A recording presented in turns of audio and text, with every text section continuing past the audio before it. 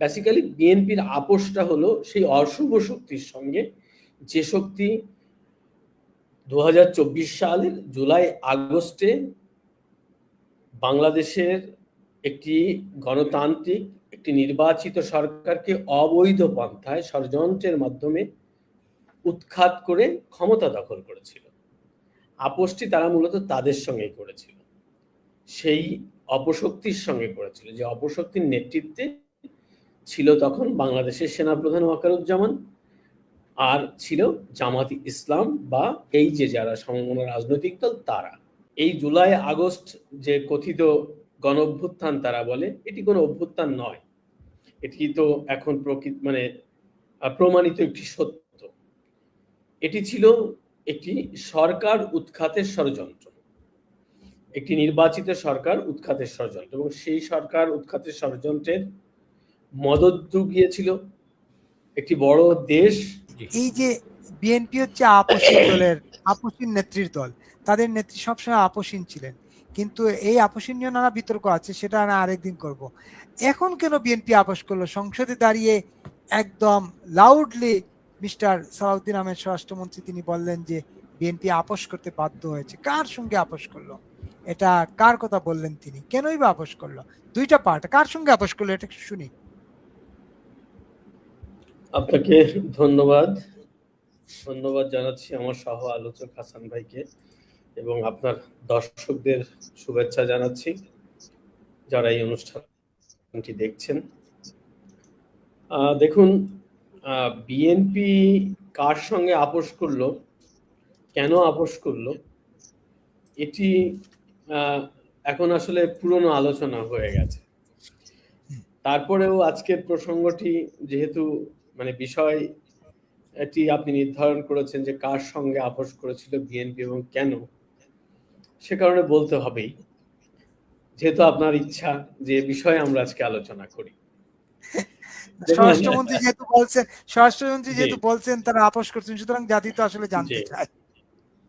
প্রথমত হলো যে আপনি যে প্রশ্নটি আপনি ইন্ট্রোডাকশনে যেটি বললেন যে আপোষহীন নেত্রী বা আপোষহীন রাজনৈতিক দল দাবিদার বিএনপিকে এখন মোটামুটি আর সুযোগ নেই কথা বলার যে আমরা আপোষহীন নেত্রীর আপোষহীন রাজনৈতিক দল। এটি মোটামুটি এই দফায় এর ইতি হয়ে গেছে। হ্যাঁ, এবং এই ইতি হয়ে গেছে তারেক রহমানের বাংলাদেশে পদার্পণের মধ্য দিয়ে। এখন প্রশ্ন হচ্ছে যে কার সঙ্গে আপোষ করেছিলেন তারেক জিয়া বা বিএনপি। দেখেন, ইউনূসের যে সরকার, আমি আপনার সাথে আগেও বলেছি, আজ আবারও রিপিট করছি, যে বাংলাদেশে 2024-এর জুলাই আগস্টে যে সন্ত্রাসবাদ, যে জঙ্গিবাদ, যে নৈরাজ্য, দেশ বিরোধী ষড়যন্ত্র ছিল, তার একটা পার্ট বিএনপি ছিল বটে, সেটি ছিল তারা ব্যবহৃত হয়েছে, কিন্তু সেই গেমে বিএনপি কোনোভাবেই নেতৃত্বে ছিল না। নেতৃত্বে ছিল জামাতি ইসলাম। এবং এই জুলাই আগস্ট যে কথিত গণ অভ্যুত্থান তারা বলে, এটি কোনো অভ্যুত্থান নয়, এটি তো এখন প্রমাণিত একটি সত্য।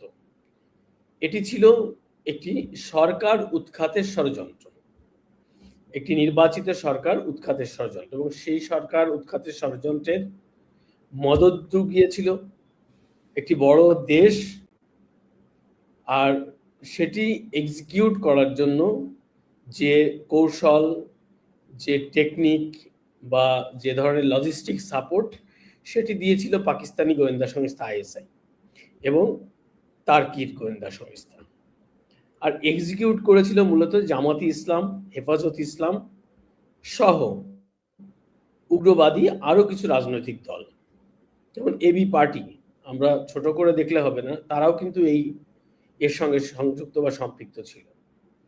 বিএনপিকে আসলে যারা এই রেজিম চেঞ্জ বলে বা অভ্যুত্থান বলে, যারা এটি ঘটিয়েছে, তারা আসলে বিএনপিকে বিশ্বাস করেনি। তখন বিএনপিকে তারা বিশ্বাস করতে পারেনি। কেন পারেনি? যে বিএনপির মধ্যেও এ নিয়ে মতবিরোধ, পক্ষ বিপক্ষ ছিল, যে কারণে তাদেরকে আসলে চূড়ান্ত আন্দোলনের পর্যায়ে এসেও বলা হয়নি। কারণ যদি তাই হতো, যদি এই আন্দোলন বিএনপিরই হতো, যদি এই আন্দোলনের নেতৃত্ব বিএনপির হাতেই থাকতো, তাহলে তারেক জিয়ার কিন্তু 8 আগস্ট বাংলাদেশে চলে আসার কথা ছিল, বা 5 আগস্টই চলে আসার কথা ছিল। তারেক জিয়া আসতে পারেননি। তার মানে তারেক জিয়ার ক্ষমতা ছিল না বাংলাদেশে ফেরার। উনি এলে কি হতো, দেশের প্রচলিত আইন যদি তখন মানাই তো হচ্ছিল না, দেশে তো কোনো আইন শৃঙ্খলা ছিল না, শুধু ওনাকে জেলে দেওয়ার প্রশ্ন ছিল না। যদি ওনার আন্দোলনের ফসলই বাংলাদেশের সেই ইয়ে হয়, সরকার পতন হয়, তাহলে ওনার বাড়িতেই তো উনি থাকতে পারতেন, ওনার নেতৃত্বেই তো সশস্ত্র বাহিনী বা পুলিশ বাহিনী চলতো। কিন্তু আসলে কিছুই ওনার কন্ট্রোলে ছিলেন, কন্ট্রোল ছিল জামাত ইসলামের হাতে। তারা যেভাবে চালিয়েছে এবং যেভাবে নির্দেশনা দিয়েছে সেভাবেই হয়েছে। এবং সেনাপ্রধান কিন্তু নিজে বলেছে যে আমি বুকে পাথর চাপা দিয়ে ডক্টর ইউনূসকে প্রধান হিসেবে মেনে নিতে বাধ্য হয়েছিলাম। এটি আসিফ মাহমুদ ভূঁইয়াও বলেছেন পরবর্তীতে। মানে ওয়াকারুজ্জামান সেনাপ্রধান সরাসরি বলেননি, কিন্তু আসিফ মাহমুদ ভূঁইয়া কিন্তু তার একটা ইন্টারভিউতে সেটা বলেছিলেন, যে উনি তাদেরকে বলেছেন সেনাপ্রধান যে আমি বুকে পাথর চাপা দিয়ে ইউনূসকে মেনে নিলাম। তো ব্যাপারটা হলো যে এই যে প্রশ্ন যে কার সঙ্গে আপোষ করেছেন বা আপোষ করে বিএনপি বাংলাদেশে এসেছিলেন, বেসিক্যালি বিএনপির আপোষটা হলো সেই অশুভ শক্তির সঙ্গে, যে শক্তি 2024 সালের জুলাই আগস্টে বাংলাদেশের একটি গণতান্ত্রিক একটি নির্বাচিত সরকারকে অবৈধ পন্থায় ষড়যন্ত্রের মাধ্যমে উৎখাত করে ক্ষমতা দখল করেছিল। আপোষটি তারা মূলত তাদের সঙ্গেই করেছিল, সেই অপশক্তির সঙ্গে করেছিল, যে অপশক্তির নেতৃত্বে ছিল তখন বাংলাদেশের সেনাপ্রধান ওয়াকারুজ্জামান, আর ছিল জামাত ইসলাম বা এই যে যারা সমমনা রাজনৈতিক দল, তাদের সঙ্গেই আপোষ করে মূলত মিস্টার তারেক জিয়া দেশে ফিরেছেন 2025-এ। এবার প্রশ্ন হচ্ছে যে ওনাদের সঙ্গে আপোষটা করতে হলো কেন, তার ব্যাখ্যা সালাউদ্দিন সাহেব কিন্তু তার ব্যাখ্যাও দিয়েছেন পার্লামেন্টে। তিনি বলেছেন যে এই যে সংস্কার বা জুলাই সনদ বা এই যে গণভোট, এগুলোতে ওনারা অংশ নিয়েছেন শুধুমাত্র যাতে দেশে নির্বাচন অনুষ্ঠানটি হয়। তাহলে এই কথার মধ্যে দিয়ে কিন্তু আরেকটা কথা প্রমাণিত হয়েছে। সেই কথাটি কি, যে বাংলাদেশে সমঝোতার নির্বাচন হয়েছে। কিন্তু সালাউদ্দিনের কথাই প্রমাণ দিয়েছে যে সমঝোতা না হলে বাংলাদেশে নির্বাচন হতো না। তাহলে নির্বাচন কিভাবে হবে, কখন হবে, তার একটা সমঝোতাও তারেক রহমান করেছে। তো আমি আবার আলোচনার অংশ নেব, আমি শুধু এইটুকু বলে শেষ করছি যে বাংলাদেশে তারেক রহমান যে অশুভ শক্তি 2024 জুলাই আগস্ট বাংলাদেশের রাষ্ট্র ক্ষমতা দখল করে নিয়েছিল, সেই শক্তির সঙ্গে আপোষ করে মূলত বাংলাদেশের রাজনীতিতে তিনি প্রত্যাবর্তন ঘটিয়েছিলেন এবং তিনি নির্বাচন অনুষ্ঠানের জন্য, নির্বাচনের মাধ্যমে, যে কোনো একটা নির্বাচনের মাধ্যমে দেশের ক্ষমতা গ্রহণের জন্য বা ক্ষমতা দখলের জন্য তিনি মূলত সেই আপোষ বা দফারফার সম্মতি দিয়েছিলেন।